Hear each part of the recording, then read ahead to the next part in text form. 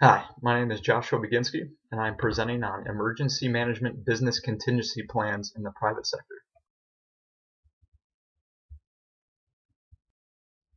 So what is business contingency, or as they're also called, continuity planning?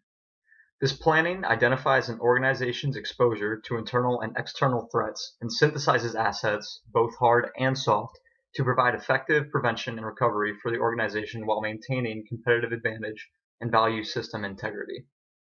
Now, what that boils down to is basically a plan that continues operations if a business is affected by a disaster.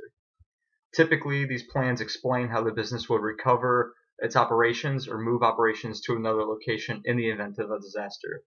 For example, a fire destroys an office building. The people in business operations could or would relocate to a recovery site and resume operations there. So you may be asking, how do you develop a BCP or business contingency plan? These plans are going to be broken up into 4 steps. Business impact analysis, which is going to be conducted to identify time-sensitive or critical business functions and processes and the resources that support them. Recovery strategies, which is going to be done to identify, document, and implement how to recover business functions and processes.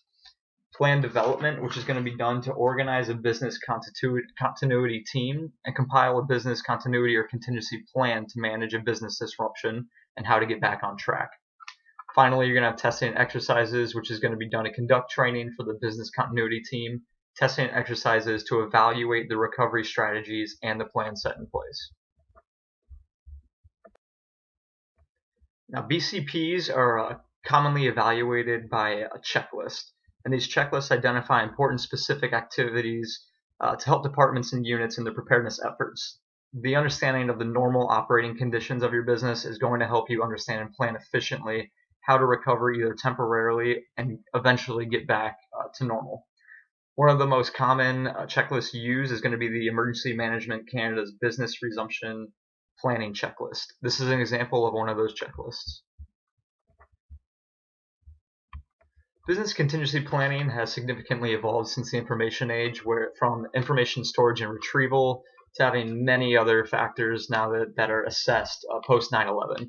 Terrorism has been given a greater consideration as a threat. It's expanded into physical safety of the employees and several other factors that have changed how companies deal with disaster response,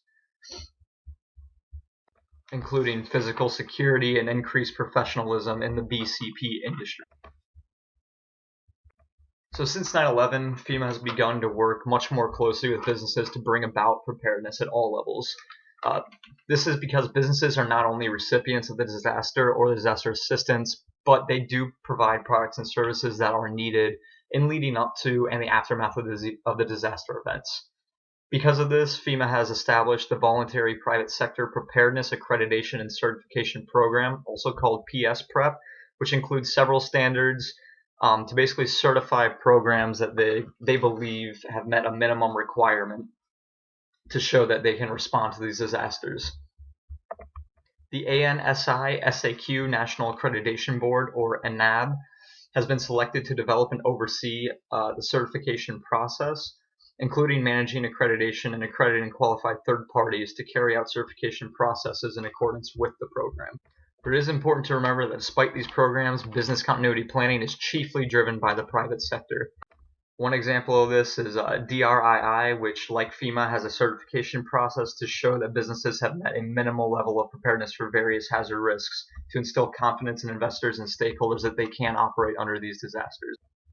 Overall, business continuity planning is a significant growth area for the emergency management community. Since 9/11, coordination between businesses and emergency managers has steadily increased, and businesses are becoming more and more encouraged to become more active in supporting all phases of emergency management.